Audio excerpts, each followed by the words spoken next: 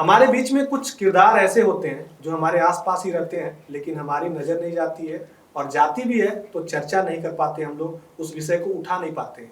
और उन्हीं सारे मुद्दों को एक केंद्र बिंदु की तरह उठाने के लिए हमारे साथ ईशिता जी हैं और संजय बिश्नोई जी हैं, जो एक सच्ची घटना पे आधारित ही बोल सकते हैं, जो फिल्म लेकर आ रहे हैं, जो हमारे समाज में जैसे सफाई कर्मी हो गए, जो सब्जी बेचने वाले हैं, उनकी भी एक लव स्टोरी होती है। उन सारी चीज़ों को दिखाया गया है, सफाई कर्मी की बातों को जैसे दबाया जाता है वो भी दिखाया गया है। तो सबसे पहले आपका इंडिया न्यूज़ पे स्वागत है दोनों का। Thank you so much for having Sanjay us. Bishnoi ji, आपसे स्टार्ट करेंगे, बिश्नोई नाम में ही है। अच्छा, ये इसके बारे में बताइए, आप अपनी फिल्म के बारे में बताइए कि कैसे आप उन लोगों पे नज़र रखें जिसको हमारे आसपास ही रहते हैं लेकिन हमारी नज़र नहीं जाती उन पर। हाँ, इस फिल्म का यही मुद्दा था बेसिकली। जैसा आपने बोला कि सब्जी वाले और नाले वालों की मोहब्बत भी हमें देखनी चाहिए, सुननी चाहिए। हाँ। तो हमारा आइडिया ये था कि एक सफाई कर्मचारी और एक सब्जी बेचने वाली लड़की, और इसमें एक पारो नाम की प्रथा है जिसके बारे में ईशिता आपको डिटेल में बताएगी। इन सब इश्यू को कैसे इंटीग्रेट किया जा सकता है। रुद्र जादौन जो हमारे डायरेक्टर हैं, राइटर हैं, उन्होंने बहुत कमाल की स्टोरी लिखी, और हम चाहते थे कि जिस तरीके से हमने लैला मजनू देखी है, पारोपिना की भी उसी तरह की एक कोशिश है हमारी कि लोग इस तरह के लोगों की लव स्टोरी को रिकॉग्नाइज करें और उसको देखें। यही हमारी आशा है। कैसा लगा जब आपको पता चला कि पारो पिनाकी की ये कहानी है, मतलब जो हम लोग आसपास डेली देखते हैं उन सारी चीजों को उठाकर लाया गया है जी। कैसा लगा जब मैंने ये स्क्रिप्ट पढ़ी थी तो मैं बहुत ही ज़्यादा डेस्परेट हो गई थी ये कैरेक्टर करने के लिए, क्योंकि बहुत ही खूबसूरत कहानी लिखी है रुद्र जादौन सर ने। हमारे जो कास्टिंग डायरेक्टर हैं हनुमान सोनी, उन्होंने इस फिल्म में विलेन का रोल भी किया है। और बहुत बढ़िया मज़ेदार लगेगा उनका काम आपको। उन्होंने एक्चुअली मेरा थिएटर स्टेज प्ले देखा था, मैं थिएटर बैकग्राउंड से आती हूँ, और उन्होंने मुझे पिच किया था डायरेक्टर सर के सामने कि ये बहुत अच्छा करेगी, आप इस पे ट्रस्ट करो। बट कहीं ना कहीं डायरेक्टर सर को थोड़ा एक डर था, क्योंकि जैसी मैं दिखती हूँ, मेरा जो अपीयरेंस है वो सब्जी वाली जैसी दिख पाऊँगी या नहीं दिख पाऊँगी, उनके दिमाग में एक डाउट था। तो मैंने उनको बहुत रिक्वेस्ट करके मैंने बोला आप मुझे 10 दिन का समय दीजिए और मैं अपनी पूरी ट्रेनिंग करूँगी, फिर मैं आपको ऑडिशन दूँगी। आपको अगर लगता है फिर कि मैं नहीं कर सकती तो मैं नहीं करूँगी, बट मुझे मौका देने से नहीं मतलब ना रोको आप। तो उन्होंने मेरी बात मानी, वो कन्विंस हुए, और I am really really thankful to him that उन्होंने इतना बड़ा रिस्क लिया, क्योंकि अगर कुछ भी ऊपर नीचे हो जाता है ये पूरी कहानी, परफॉर्मेंस बहुत इम्पॉर्टेंट होती है एक फिल्म में, और वो डायरेक्टर से बेहतर कोई नहीं जान सकता। तो कहीं ना कहीं उनका वो जो डर था, मैंने कोशिश किया कि मैं उनका वो डर ख़त्म करूं। मैं 10 दिन सब्जी वालियों के साथ रही, उनकी बॉडी लैंग्वेज समझी, उनका एटीट्यूड बात करने का, उनका रहने उठने बैठने का सारा तरीका, उनके हर एक नुएंसेस को पकड़ने की कोशिश की, ताकि हम उतनी ही ईमानदारी से उस चीज़ को दिखा पाएँ बड़े पर्दे पे। और जानने वाले को उसको पहचाने। बहुत सारे लोगों ने बोला अच्छा तुम्हारी फिल्म में तुम खुद कहाँ हो। तो वो मेकअप आर्टिस्ट जी ने बहुत ही बेहतरीन काम किया है। उन्होंने जिस तरीके से मुझे बहुत ही कन्विंसिंग सब्जी वाली दिखाई है, वो पूरा क्रेडिट उनको जाता है। मैं तो सिर्फ किरदार को निभा सकती हूँ, पर वो लुक जो उन्होंने डिजाइन किया वो बहुत ही बेहतरीन किया उन्होंने। मैं अपने दर्शकों को कुछ बताना चाहता हूँ, मैं शुरुआत में नहीं बता पाया।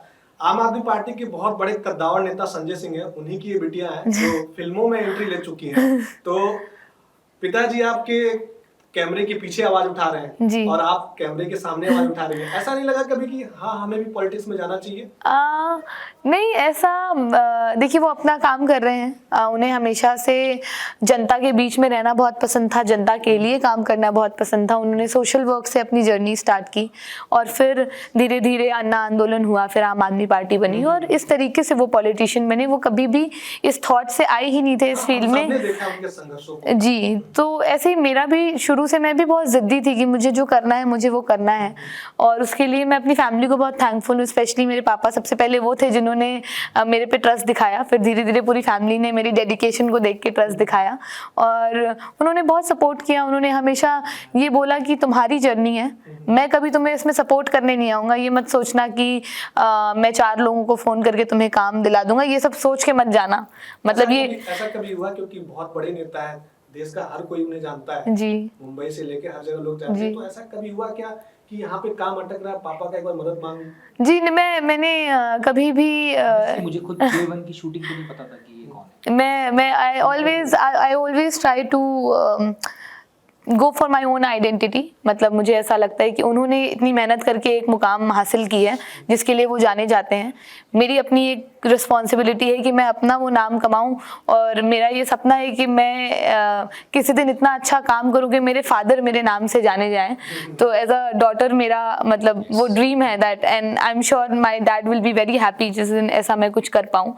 तो इसलिए उनकी already proud of performance in this film, and honestly the reason he is supporting this film is because of the subject of the film and इनकी जो performance है, because मेरे को उन्होंने बोला है कि मैंने 8 साल में कभी भी इशिता के लिए कुछ भी नहीं बोला, लेकिन जब मैंने ये फिल्म देखी तो मुझे लगा कि समाज की एक ऐसी मुद्दे को उठा रही जो मेरे दिल के क्लोज है, और मैं खुद प्राउड हूँ इस बात को करने में। और सबसे अच्छी बात यह है कि जो हमारे पॉलिटिशियन होते हैं वो इन सारे मुद्दों को लेकर आते हैं। जो सफाई कर्मी हो गए, जो रेडी पे लगाते हैं सारे लोग, उनका आवाज कोई नहीं उठा पाता है, लेकिन जिस तरीके से आपके पिताजी भी आवाज उठाते हैं उनकी भी तारीफ करनी पड़ेगी, और आप वही काम फिर कर रही हैं, कैमरे में लेके आ रही हैं। जी, कहीं ना कहीं मुझे ऐसा लगता है आप एक ही अपब्रिंगिंग है, एक कंडीशनिंग है आपकी। हमने हमेशा से घर में ये देखा, हमारी पूरी फैमिली काफ़ी थॉट की रही है कि हर किसी को एक बराबर रिस्पेक्ट देनी चाहिए। हमने बचपन से ही वो बराबरी देखी अपने घर में, तो कभी भी हमें वो थॉट नहीं आया कि कोई छोटे हैं, ये छोटे तबके के हैं, ये बड़े तबके के हैं।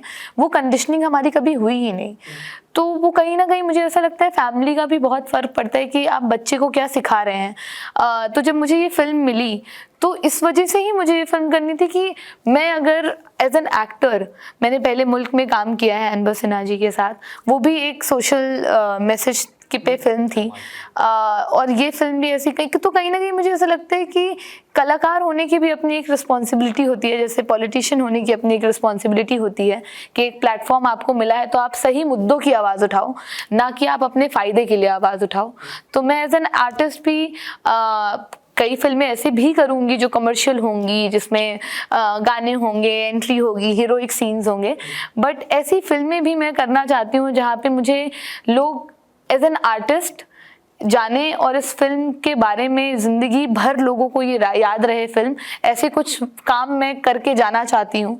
सो that's why I wanted to do this film. शुरुआत भी आपकी अच्छी हो चुकी है। और हम लोगों ने बताया जब अपने दर्शकों की आप आने वाली हैं, संजय जी की बेटी आने वाली है, तो लोगों ने बोला कि जरा उनसे एक बार पूछेगा कि उस समय क्या कुछ चल रहा था आपके मन में, जब एक समय आपके घर में माहौल सही नहीं था, पिताजी जब जेल चले गए थे, तो वो वाला पल कैसा था आपके लिए? बहुत ही डिफिकल्ट टाइम था वो, क्योंकि कुछ ऐसा गलत उन्होंने कभी अपनी ज़िंदगी में किया नहीं, और हमेशा से उन्होंने हमें यही बोला है कि बहुत कुछ मैं कर सकता हूँ लेकिन मैं अपने आप को फिर शीशे में नहीं देख पाऊँगा, तो मैं अपनी ज़िंदगी में अपने सिद्धांतों पे रहना चाहता हूँ। और मुझे और मेरे भाई को या मेरी फैमिली को इसलिए ज़्यादा दुख हुआ क्योंकि उन्होंने कभी अपनी ज़िंदगी में 50 पैसे की भी चोरी नहीं की है। उन्होंने बहुत ईमानदारी से अपनी ज़िंदगी और अपने इस फील्ड को वो जीते हैं बहुत ईमानदारी से। आज भी अगर उन्हें पार्लियामेंट में आज उन्होंने बोला है तो कल मैंने देखा वो पूरे दिन उस चीज़ को रिसर्च कर रहे थे, प्रिपेयर कर रहे थे कैसे क्या बोलना है। तो he is very hard working, और जब ऐसे इंसान के साथ कुछ गलत होता है तो दुख बहुत होता है, बट एज अ फैमिली आपको स्ट्रॉन्ग रहना पड़ता है क्योंकि आप पब्लिकली आके ये इमोशंस नहीं दिखा सकते। लोगों को लगेगा आप सिंपैथी ले रहे हो। She had a very tough time. उस टाइम शूट की जिस बात की बात है, तो मैंने इशिता को देखा है कितनी स्ट्रांगली शी स्टूड अप। बहुत डिफिकल्ट होता है वो चीज़, very difficult what she was going through, and I gave a speech also. Father is very very proud. हाँ, उन्होंने इतना कमाल का भाषण दिया YouTube पे, प्लीज जाके Because उनका ऑडिशन था पॉलिटिक्स। पापा ने हमें, मैं बहुत ज़्यादा ही अटैच्ड हूँ अपने फादर से, तो मुझे मतलब उनसे मैं मिल नहीं पा रही थी या उनसे बात नहीं हो पा रही थी, और एक बहुत अलग तरीके की सिक्योरिटी उनके लिए रखी गई थी। तो we used to feel very helpless at times, और काफ़ी हम रोते थे। तो मम्मी ने पापा को बोला कि बच्चे बहुत परेशान हो रहे हैं, तो उन्होंने जेल से हमें लेटर लिखा कि, और काफ़ी इमोशनल लेटर था वो, जिसमें उन्होंने बोला कि तुम्हारे फादर इस देश के लिए लड़ रहे हैं, तो तुम लोगों को कमज़ोर नहीं दिखना है, तुम लोग सबके सामने स्ट्रॉन्ग दिखो और सबको ये कहो कि मेरे फादर अगर गए हैं जेल तो किसी अच्छे चीज़ के लिए गए, किसी ख़राब चीज़ के लिए नहीं गए। तो रो के लोगों को ये मत दिखाओ कि तुम कमज़ोर हो, तुम डर गए हो कि तुम्हारे पापा जेल चले गए हैं। तो आई थिंक जिस तरीके का उनका एटीट्यूड है ज़िंदगी जीने का, मैं हमेशा यही कोशिश करती हूँ, मेरा भाई भी यही कोशिश करता है कि हम उनसे कुछ ना कुछ सीखें अपनी लाइफ में, क्योंकि वो अपने आप में एक बहुत आइडियल इंसान है जी। फिल्म पे आते हैं हम लोग, उस दौरान का किस्सा मुझे बताइए। बहुत डिफिकल्ट होता होगा क्योंकि वो जहाँ की आप कहानी लेकर आ रहे हैं सफाई कर्मी की, कैसा रहा वो सब जाके नीचे शूट करना, किए होंगे सारी चीजें आप? यस, क्योंकि ये इस फिल्म का एक कंडीशन भी था जब मुझे कॉल आया कि इस फिल्म में इतना बजट नहीं है कि हम सेट क्रिएट करें, तो जो रियल नाले हैं गटर है उसमें आपको उतरना पड़ेगा। वही मैं पूछ रहा था। बिल्कुल। तो फिर मैं उतरा और इसी तरह भी रियल सब्जी मंडी में काम किया और हमारे आसपास जो भी काम करने वाली थी सब्जी मंडी में, सब्जी बेचने वाली हो या मेरे साथ जो को एक्टर थे, वो सब रियल सफाई कर्मी है। अच्छा। तो मुझे उस टाइम ये रियलाइज़ हुआ, मुझे उन्होंने बताया कि जब हम काम करते हैं तो बदबू इतनी आती है कि हम बिना दारू के या बिना नशे के ये काम कर नहीं सकते। सो मुझे ये रियलाइज़ हुआ कि कितनी भयानक कंडीशन में ये लोग काम करते हैं। एक इतना इम्पॉर्टेंट काम, उनके पास सेफ्टी नहीं है, काम की डिग्निटी नहीं है, और वो 10 दिन जब मैं उन गटर में उतरता था, बहुत बहुत मुश्किल होता है जब आप काम करते हो। आप ढक्कन खोलते हो, हज़ारों कॉकरोचेस होते हैं उसके अंदर, और वो बहुत आसानी से कभी इतने अंदर है पानी में, कभी इतने। अभी आपने एक वीडियो देखा होगा जिसमें एक आदमी पूरा डिप हो रहा है पानी के अंदर। हाँ, मतलब हम लोग कई which is illegal in our video country. देखते हैं जिसमें लोग उतरते हैं, कई लोग तो बाहर ही नहीं निकल पाते हैं। हाँ, क्योंकि सेफ्टी गार्ड्स नहीं है ना उनके लिए। वो आपकी सबसे बड़ी बात क्या है ना, आपकी जो एज अ मैन, जो एज अ वुमेन जो भी आप काम कर रहे हैं, वो लोग आपको डिग्निटी खो देते हो। अच्छा। राइट, आप उनसे बात करोगे तो उन्होंने एक्सेप्ट कर लिया है कि ठीक है ये हमारी life. Which is even sadder. या मेरा एक डायलॉग है फिल्म में, वो बोलता है कि पापा कहाँ हैं, तो बोलता वो तो 40 साल की उम्र में मतलब उनका शरीर खराब हो गया। तो बोला क्यों? तो बोला हो जाता है, हमारे धंधे में ऐसे ही होता है साहब, 40 साल तक ही टिक पाते हो आप। और वो एकदम शरीर गलने लगता है उसका। ये तो फैक्ट है, अभी क्या बोले। और उन्हें अच्छे पैसे भी नहीं मिल पाते जी, सेफ्टी भी नहीं है। जी। इन सारी चीजों को बहुत विस्तार से बताया गया होगा फिल्म में। जी। वो सारी, लेकिन हमने ये भी ध्यान में रखा कि ये डॉक्यूमेंट्री नहीं लगे। राइट, ये लव स्टोरी है, इसमें कमाल का म्यूजिक है, बहुत हाँ, engaging इस चीज फिल्म को है। Yes. आप बोलिए। ये तो बहुत ही कमाल का म्यूजिक है, एंगेजिंग फिल्म है, और जो सामाजिक मुद्दे हैं वो इस तरीके से हैं कि जैसे आपने मुन्ना भाई MBBS देखी होगी या सैराट देखी होगी, हाँ। 3 इडियट फिल्म देखी आपको होगी। कुछ बताती है, आप एंगेज होते हो उस स्टोरी के साथ, और ये सारे मुद्दे आप घर लेके जाते हो।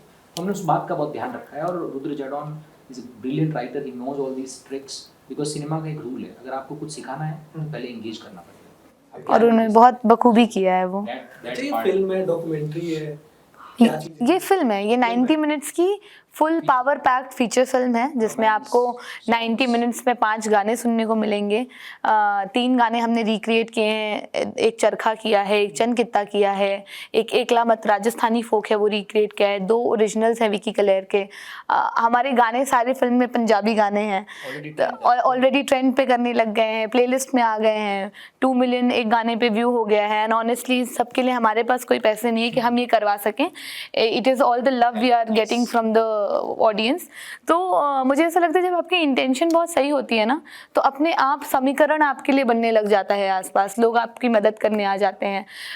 तो कहीं ना कहीं मुझे ऐसा लगता है पारो पिनाकी की कहानी वो एक ब्लेस्ड फिल्म है जो यहाँ तक पहुँचेगी, इसका हमने कभी हमारे ख्याल में भी नहीं आया था कि ये फिल्म यहाँ तक पहुँच सकती है, और इस मुद्दे को हम लोगों के सामने ला सकते हैं। जैसे सीवर क्लीनर का मुद्दा हो गया, पारो के बारे में अवेयरनेस ही नहीं है, और हमारे डायरेक्टर सर चाहते थे कि लोगों को पारो की अवेयरनेस हो।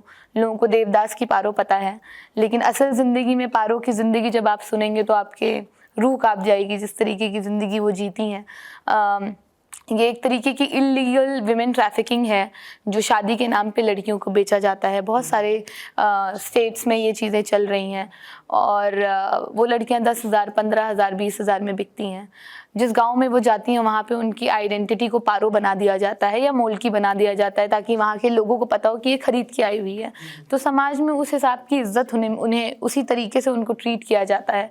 सो it's a very very emotional life of Paro and Pinaki, but हमारे डायरेक्टर सर ने उसको जितनी बखूबी से लव स्टोरी की तरह दिखाया है, आपको कहीं भी ऐसा नहीं लगेगा ये फिल्म आपको ज्ञान दे रही है। अच्छा। आपको ऐसा लगेगा कि आपको बिल्कुल नहीं, आपको हमेशा आपको पूरी फिल्म में 90 मिनट्स में आपको ये लगेगा कि ये फिल्म में अब क्या होने वाला है, अब नेक्स्ट क्या होगा। इस फिल्म में सस्पेंस भी है, इस फिल्म में सस्पेंस भी है, कॉमेडी भी है, रोमांस भी है, गाने भी हैं, मार धाड़ भी है। तो कुछ छोड़ा नहीं है हमने कि ऑडियंस को बड़े पर्दे पे देखने में ऐसा लगे कि अरे यार बड़े पर्दे पे देखने क्यों आ गए। वो सब कुछ हमने इस फिल्म में लाने की कोशिश की है एक साथ। सब्जी बेचना कितना कठिन है? बड़ी महंगी सब्जियां बेची है मैंने क्योंकि हम रियल सब्जी मंडी में शूट कर रहे थे और कैमरा बहुत दूर लगा था, परमिशंस हम लेने जाते तो बहुत पैसे लग जाते, इतने रिसोर्सेज नहीं थे हमारे पास, तो छोटा सा कैमरा दूर रखा हुआ था सर ने। और मैं एक अंकल की दुकान थी जिनसे हमने 2 घंटे के लिए टाइम मांगा था कि हम शूट करके निकल जाएंगे। और मैं बैठी और बैठते ही क्या हुआ, रियल जो पब्लिक है वो आके सब्जी मंडी में लोग सब्जी खरीदने आएंगे। अब वो आए उन्होंने बोला भिंडी कितने की। अब मैं वहां बैठी थी, मैंने किसी का प्राइस वाइस कुछ पूछा नहीं था और मुझे लगा कोई थोड़ी ना खरीदने आ जाएगा आधे घंटे में ही, तो मैंने कहा 40 रुपए पाओ। और तब मुझे पता चला कि जब वो शूट खत्म हुआ तो पता चला भिंडी 80 रुपए किलो चल रही है और मैंने एक तरीके से 160 रुपए किलो के हिसाब से भिंडी बेच दी है। तो which was a very fun part. और सब्जी वालियों की भी लाइफ में आप जब घुसेंगे और उनकी ज़िंदगी जब आप देखेंगे ना, वो काम भी आसान नहीं है। सब्जी मंडी में बैठ के लड़कियों को पता है कि किस तरीके से किस तरीके के लोग आते हैं, किस तरीके की नज़र से उन्हें देखा जाता है, किस तरीके के कमेंट्स उनके ऊपर होते हैं, वो भी आप इस फिल्म में देखने को आपको मिलेगा। एक बेबाकी भी आपको देखने को मिलेगी एक लड़की की, सब कुछ मतलब इस फिल्म में बड़ी बखूबी, क्योंकि सब्जी वालियों का जो एटीट्यूड होता है ना, वो एटीट्यूड यही है कि उन्हें डेली ऐसे लोगों से डील करना है, तो उनका जो उनको जवाब देने का तरीका होता है ना, आपको सुन के ही मज़ा आ जाएगा कि मतलब चल निकल वो एटीट्यूड अपने आप में बहुत मज़ेदार एटीट्यूड है। सफाई कर्मी को कैसे प्यार हो जाता है सब्जी वाले से, कुछ बताएंगे इसके बारे में?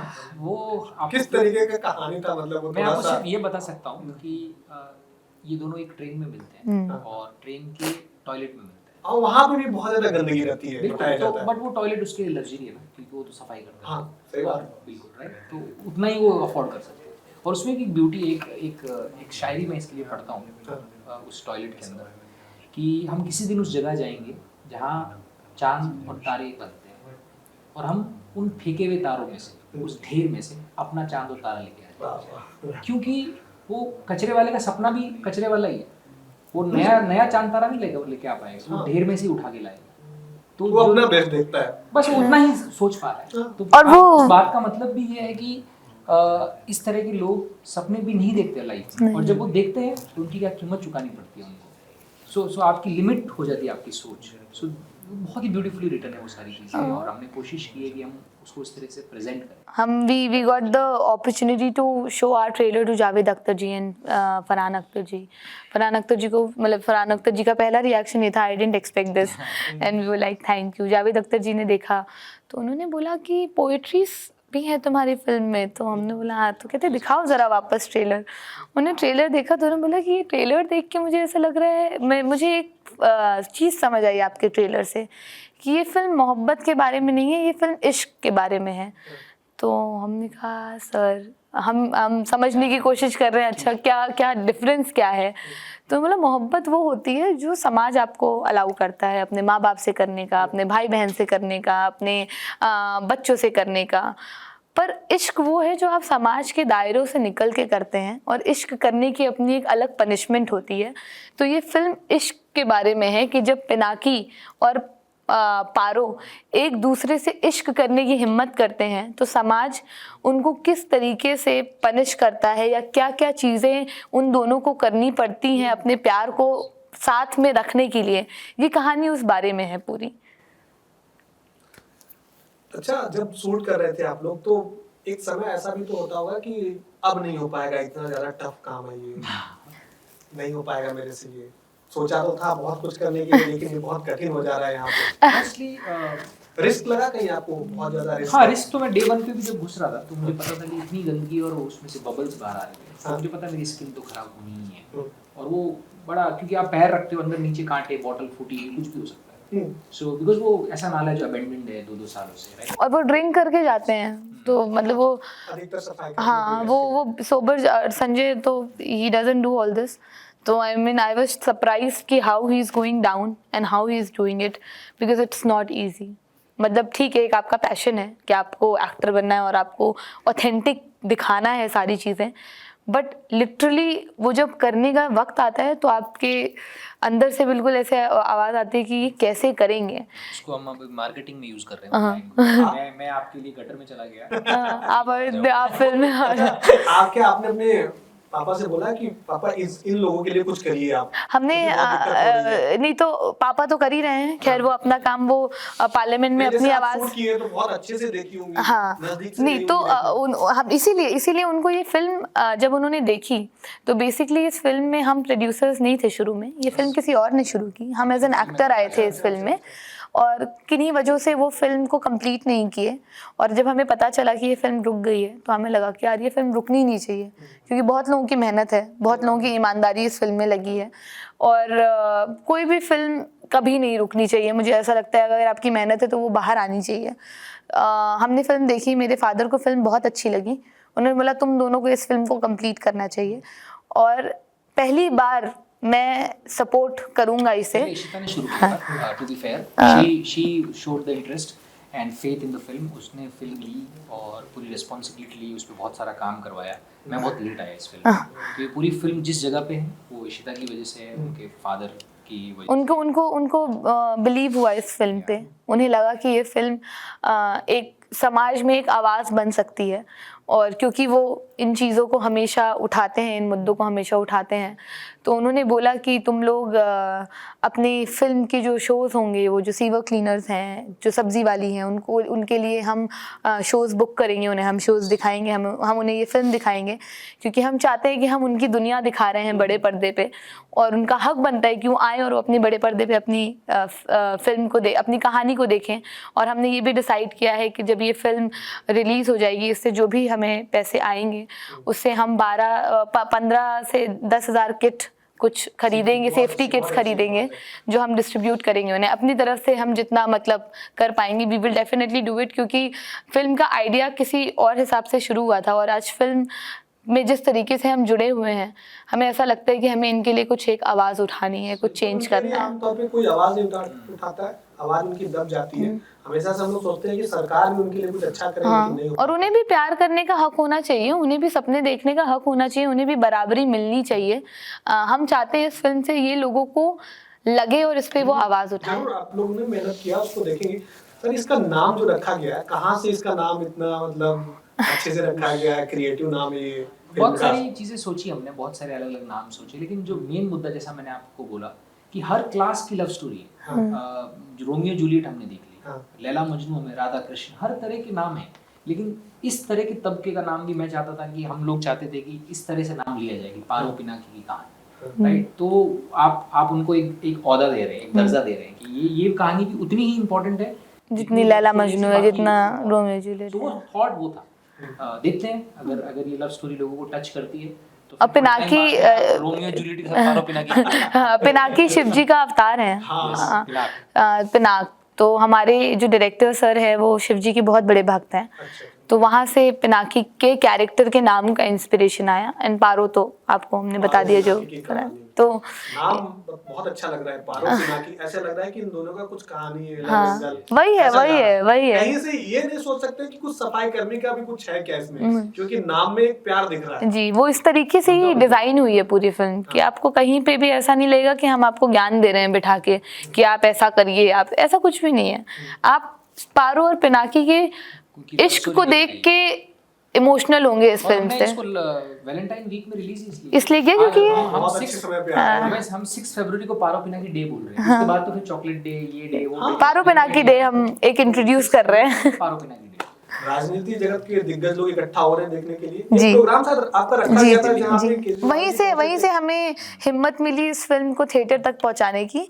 सच्चाई है कि जब मैंने ये फिल्म ली, कंप्लीट किया, तो थिएटर में रिलीज करने का एक बड़ा कॉस्ट लगता है जो इतना तो नहीं था मेरे पास कि वो कर सके। थोड़ी बहुत कम रिसोर्सेज में ये फिल्म बनी थी और हमारा प्लान ये था जब ये फिल्म बिकेगी तो हम बाकी लोगों को सबको पेमेंट करेंगे। अभी हमने सिर्फ कैमरा रेंट टेक्नीशियंस को पे किया था, बट हमने फिर एक स्क्रीनिंग रखी। मेरे फादर ने बहुत सारे लोगों को बुलाया, हर पार्टी के लोग आए, हर तरीके के लोग आए और उन्होंने आके फिल्म देखी, उन्हें फिल्म बहुत अच्छी लगी। उन्होंने केजरीवाल जी क्या बोले आपको देख के? उन्होंने वो क्योंकि मतलब एक पारिवारिक रिश्ता भी है उनसे, तो वो पहले तो बड़े इमोशनल हो गए मुझे इस तरीके से बड़े पर्दे पे देख के। मनीष सिसोदिया जी भी बहुत इमोशनल हो गए मुझे ऐसे देख के, तो उनका एक परिवार का जैसा एक फीडबैक था। बट उन्होंने फिर भी मतलब मुझे बोला कि ऑनेस्टली मैं मतलब बोलूँगा कि मुझे नहीं एक्सपेक्टेड था कि ये फिल्म कुछ मतलब उन्हें ऐसा था कि संजय जी ने बुलाया है तो आना है, लेकिन आके इतनी बेहतरीन कोई चीज़ देखने को मिल जाएगी ये नहीं पता था। हाँ, जया बच्चन जी बोल रहे हैं कि वो कभी इंटरव्यूज़ नहीं देती हैं मीडिया में, but she made sure that she talks about the film which was like very very kind of her, and she's one of the legendary actor in the industry, and she praised her performance at the moment where I wanted to just fall down. वो हमारी performance, उन्होंने बोला कि संघर्ष को सुनना और संघर्ष को दिखाना ये तो बहुत अलग अलग चीज़ें हैं, और आप दोनों ने जिस तरीके से दिखाया है वो बहुत काबिले तारीफ़ है। तो हमने कहा मैम आपके पास तरफ से ये बातें आ रही है, मतलब we already we are winning the battle. और उन लोगों ने बोला कि ये फिल्म बड़े पर्दे के लिए बनी है, ये फिल्म एक बड़ी आवाज़ है। जैसे आम तौर पे जब आपका नाम लिया जाता है, जो आपके पिताजी का नाम जुड़ जाता है, तो अरे जैसे हम लोग भी आज कि अरे उनकी बिटिया तो पॉलिटिक्स में जाएगी, कहाँ यहाँ आ गई, तो ऐसा हो जाता है। थोड़ा सा ये नया लगा कि आप अपने बल पे अपनी पहचान बना रही हैं। आमतौर पे नहीं देखते हम लोग। आप चाहती तो अपने पिताजी का सहारा लेके बहुत जगह पहुंच जाती, लेकिन आप अकेले निकली हैं। वो फिर आप तो बहुत अच्छे से जानती हैं मेरे पिताजी को, वो इन सब चीज़ों के बहुत खिलाफ हैं कि सिफारिश, मतलब वो संजय के लिए 4 कॉल कर देंगे पर वो मेरे लिए कभी नहीं करेंगे। तो वो उनकी, और वो शुरू से ही रहा है उनका, तो मैं और मेरे भाई भी हमेशा मेंटली प्रिपेयर रहे हैं कि जो आई एम रियली थैंकफुल। जुगाड़ वाली चीज ज्यादा दिन तक नहीं और उन्होंने, मैं शुरू में बड़ी चिढ़ती थी इस चीज से, उनकी इस फिलॉसफी से कि पापा ये क्या बात होती है, अगर आपने ये सब कमाया है तो उसका फायदा बच्चों को तो होना चाहिए ना। पापा कहते क्यों, तुम मेरा करियर सोच के गई थी क्या एक्टिंग करने? बॉलीवुड जगत के जितने लड़के लड़कियां हैं आजकल निकल रहे हैं, सब सपोर्ट से बन रहे हैं। हाँ, तो उन्हें बोला कि तुम्हारी अपनी एक जर्नी है, इसमें तुम गिरोगी, उठोगी, संभलोगी, सीखोगी। अगर मैंने कॉल करके काम दे दिया तो ना तुम गिरोगी, ना तुम सीखोगी, और ना तुम संभलना जानोगी। तो जिंदगी को जियो, पहले जिंदगी के सारे एक्सपीरियंस लो, फिर जो जिंदगी आपको बनाती है और सिखाती है, और फिर जब आप आते हो ना एज एन आर्टिस्ट, जब आप दिखते हो तो वो सारे एक्सपीरियंस आपको कैमरे पे दिखाई देते हैं। तो आई थिंक इसके लिए भी मैं बहुत थैंकफुल हूँ कि उन्होंने मुझे कभी सपोर्ट, मतलब ऐसे कॉल करके मुझे कभी काम नहीं दिलवाया, वरना ये चीज़ें हम नहीं सीख पाते जो हम सीखे हैं। चलिए, बहुत अच्छा लगा आप दोनों से बात करके, क्योंकि समाज में कुछ ऐसी चीजें रहती हैं जो दब जाती हैं, जो हमारा आप डेली देखते हैं, डेली सुनते हैं, लेकिन उस पर चर्चा नहीं करते, और ऐसा भी नहीं करते कि कहीं कंप्लेन करें, कुछ करें इनके लिए, लेकिन ऐसा नहीं होता है। लेकिन आप दोनों ने जो ये फिल्म लेकर आ रहे हैं, इसके लिए बहुत बहुत शुभकामनाएं। उम्मीद करते हैं कि सुपर डुपर हिट जाए। और एक बार ये बता दीजिए कि कब आ रही है ये? हमारी फिल्म 6 फरवरी को सिनेमाज में आ रही है, और मैं आपसे ये रिक्वेस्ट करूंगा कि प्लीज़ जाके हमारी फिल्म का ट्रेलर टीजर देखिए और गाने सुनिए। उसके बाद में अगर आपको लगता है कि ये फिल्म मेरे 200 रुपये डिजर्व करती है, तभी आप फिल्म हॉल में जाना। हम इतने कॉन्फिडेंट है इस फिल्म को लेकर, प्लीज़। और इस फिल्म के बारे में बात कीजिए, सीवर क्लीनर्स के बारे में बात कीजिए, पारो के बारे में बात कीजिए, और यही हमारा इनकी डॉक्यूमेंट्रीज देखिए यूट्यूब पे। उनकी ज़िंदगी को जब आप समझेंगे तो आपको खुद ऐसा लगेगा कि मुझे ये फिल्म देखनी चाहिए जाके। तो मतलब हम पूरा अपने कंटेंट पे बिलीव रख रहे हैं इस वक्त। आप ही हमारी मार्केटिंग हमारे पास मार्केटिंग का पैसा नहीं है, डिजिटल मार्केटिंग या PR का कोई पैसा नहीं है। हम डोर टू डोर जाके पर्चे बांट रहे हैं और अवेयरनेस कर रहे हैं। That is like man power use कर रहे हैं बस हम। तो वी आर जस्ट होपिंग कि अच्छी कर जाए। बहुत धन्यवाद आप सभी का। और आप जब हम लोग ये वीडियो डालेंगे यूट्यूब पे, तो आप लोग कमेंट सेक्शन में जरूर बताइएगा कि कैसा लगा ये इंटरव्यू। तब तक के लिए आप देखते रहिए इंडिया न्यूज़। Thank you.